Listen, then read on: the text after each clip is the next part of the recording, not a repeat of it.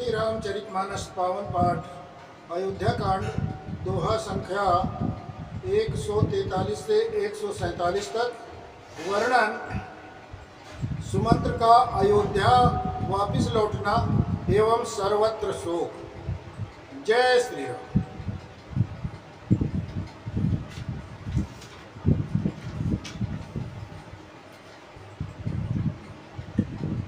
भयो विषाद बस देखत सचिव तुरंग, बोली सुसेवक चारि तब दिए सारथी संग।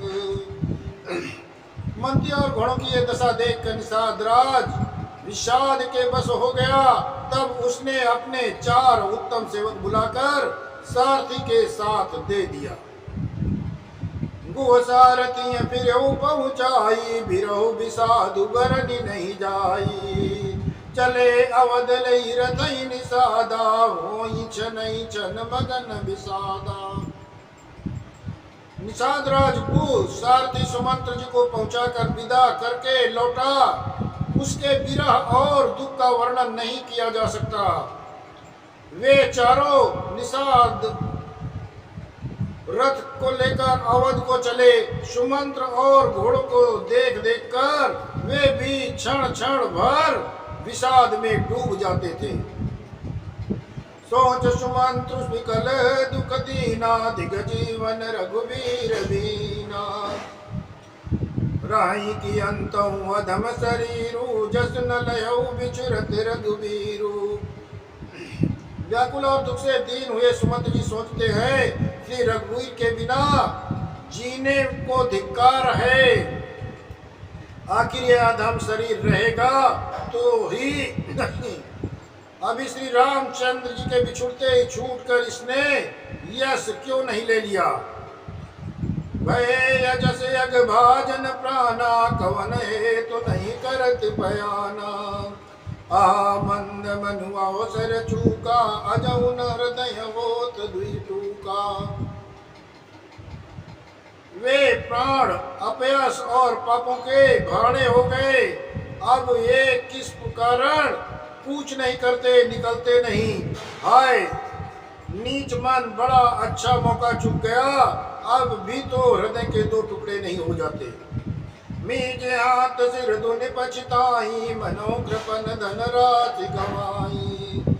बिरद बांध भर बीरु कहाई, चले समर जन सुबट पराई। सुमंत्र हाथ मलमल कर और फिर सिर पीट पीट कर पछताते हैं, मानो कोई कंजूस धन का खजाना खूब बैठा हो। वे इस प्रकार चले मानो बड़ा योद्धा वीर का बाना पहनकर और उत्तम सूरवीर कहलाकर युद्ध से भाग चला हो। विप्र विवेकी वेद विद सम्मत साधु सुजाति, जिमिधों के मदपान कर सचिव सोचते ही भांति। जैसे कोई विवेकी पुरुष वेद का ज्ञाता साधु सम्मत आचरण वाला उत्तम जात का कुलीन ब्राह्मण धोखे से मदिरा पी ले और पीछे पछतावे, उसी प्रकार से मंत्री सुमंत्र सोच कर रहे हैं, पछता रहे हैं। जिम कुलीन तिय साधु सयानी, पति देवता करम मन बानी। राय कर्म बस परिहर नाहु, सचिव हृदय तिमि दारुण दाहु। जैसे किसी उत्तम कुल वाली साधु स्वभाव की समझदार और मन वचन कर्म से पति की सेवा करने वाली पतिव्रता स्त्री को भाग्यवश पति को छोड़कर पति से अलग रहना पड़े, उस समय उसके हृदय में जैसे भयानक संताप होता है, वैसे ही मंत्री के हृदय में श्री रघुवीर श्री रामचंद्र जी को छोड़कर संताप हो रहा है, दुख हो रहा है। लोचन सजल ढीठ भरी थोरी, सुनई कृष्ण विकल मति भोरी। सूखई अदर लागी मुँह लाठी, जीव न जाई उर अवध कपाटी। नेत्रों में जल भरा, दृष्टि मंद हो गई, कानों में सुनाई नहीं पड़ता। व्याकुल हुई बोती वेटका हो रही है, होंठ सूख रहे हैं, मुंह में लाठी लग गई। किंतु ये सब मृत्यु के लक्षण हो जाने पर भी प्राण नहीं निकलते। क्योंकि हृदय में अवध रूपी किमाड़ लगे हैं। अर्थात 14 वर्ष बीत जाने पर भगवान फिर मिलेंगे, यही आशा रुकावट डाल रही है। विवरण भयो न जाई निहारी, मारे सिमनऊ पिता महतारी। हानि गलान विपुल मन व्यापी, जमपुर पंथ सोच जिमि पापी। सुमंत के मुंह का रंग बदल गया, जो देखा नहीं जाता। ऐसा मालूम होता है मानो उन्होंने माता पिता को ही मार डाला हो। उनके मन में राम वियोग रूपी हानि की महान ग्लानि पीड़ा छा रही है, जैसे कोई पापी मनुष्य नरक को जाता हुआ रास्ते में सोच कर रहा हो। बचन न आव हृदय पछताई, अवध का हमें देख बुझाई। राम रहित रत देखई जोई, सकुचि मोहि बिलोकत सोई। मुंह से वचन नहीं निकलते, हृदय में पछताते हैं कि मैं अयोध्या में जाकर क्या देखूंगा। श्री रामचंद्र शून्य रथ को जो भी देखेगा वही मुझे देखने में संकोच करेगा, अर्थात मेरा मुंह देखना नहीं चाहेगा। दाई पूछी आई मोहि जब, बिकल नगर नर नारी। उतर देव मैं सबई तब, हृदय भद्र बैठारी। नगर के स्त्री पुरुष जब मुझसे आकर पूछेंगे, तब मैं हृदय पर वज्र रखकर सबको उत्तर दूंगा, सबको जवाब दूंगा। पूछिए दीन दुखित सब माता, कहब का मैं तिनहि विधाता।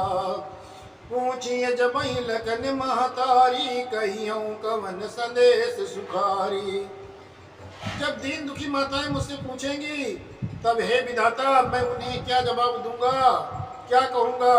जब लक्ष्मण की माता जी मुझसे पूछेंगी, तब मैं उन्हें कौन सा मुख संदेशा सुनाऊंगा।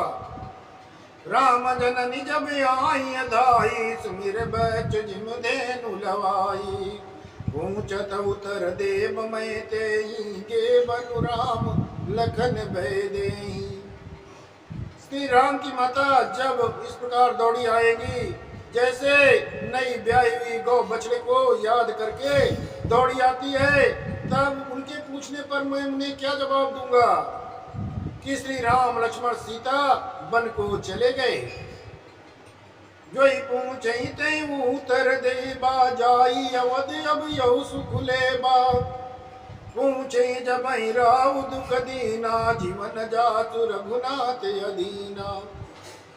जो भी पूछेगा उसे यही उत्तर देना पड़ेगा, हाय अयोध्या जाकर ये मुझे यही सुख लेना है। जब दुख से दीन महाराज जिनके जीवन श्री रघुनाथ जी के दर्शन के अधीन है मुझसे पूछेंगे, ते हम उतर कौन मुँह लाई, आयो कुशल कुंवर पहुँचाई। सुनत लखन सिय राम सदेशु, तृण जिम तनु परिहरिय नरेशु। तब मैं कौन सा मुँह लेकर उनको उत्तर दूंगा कि मैं राजकुमारों को कुशलता पूर्वक पहुँचा कर आया हूँ। लक्ष्मण सीता और श्री राम का समाचार सुनते ही महाराज तिनके की तरह शरीर को त्याग देंगे। हृदय न बिदरे पंकज मी, बिछुरत प्रीतम मीरू। जानत हो मोहि दीन विदेयहु जात न शरीर। प्रीतम श्री रामचंद्र रूपी जल के बिछुड़ते ही मेरा जीवन कीचड़ की तरह फट नहीं जाता गया। इससे मैं जानता हूँ विधाता ने मुझे यातना शरीर ही दिया है, जो पापी जीवों को नरक भोगने के लिए ही मिलता है। यह विधि करत पंत पछतावा, तमसा तीर तुरत रतुआवा। विदा किए करी विनय निषादा, फिरे पाय पर विकल विषादा। सुमंत्र इस प्रकार मार्ग में पछतावा कर रहे हैं। इतने में रथ तुरंत तमसा नदी के किनारे आ गया। मंत्री ने विनय करके चारों निषादों को विदा किया। वे विषाद से व्याकुल हुए, सुमंत्र के पैर पकड़कर लौटे। बैठत नगर सचिव पकुचाई, जनु मारे से गुरु बामन बगाई। बैठी बिठप तरु दिवस गवावा, सांझ समय तब अवसर पावा। नगर में प्रवेश करते मंत्री ग्लानि के कारण ऐसे सब चाहते हैं मानो गुरु ब्राह्मण और गौ को मार कर आए हों। सारा दिन एक पेड़ के नीचे बैठकर बिताया। जब संध्या हुई तब मौका मिला। अवध प्रवेश कीन अंधियारे, बैठ भवन रतु राखी दुआरे। जिन जिन समाचार सुनी पाए, भूप उदार रतु देखने आए। अंधेरा होने पर उन्होंने अयोध्या में प्रवेश किया और रथ को दरवाजे पर खड़ा करके वे चुपके से महल में घुसे। जिन जिन लोगों ने समाचार सुन पाया वे सभी रथ देखने के लिए द्वार पर आए।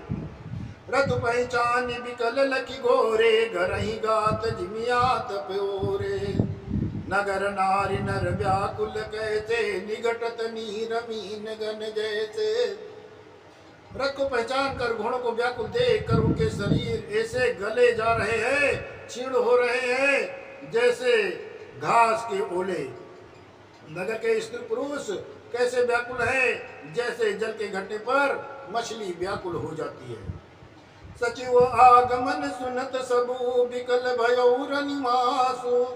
भवन भयंकर लागिते ही, मानव प्रेतु निवासु। मंत्री अकेले ही आना सुनकर सारा रंगवास व्याकुल हो गया। राजमहल उनको ऐसा भयानक लग रहा है मानो प्रेतों का निवास अर्थात शमशान स्थल हो।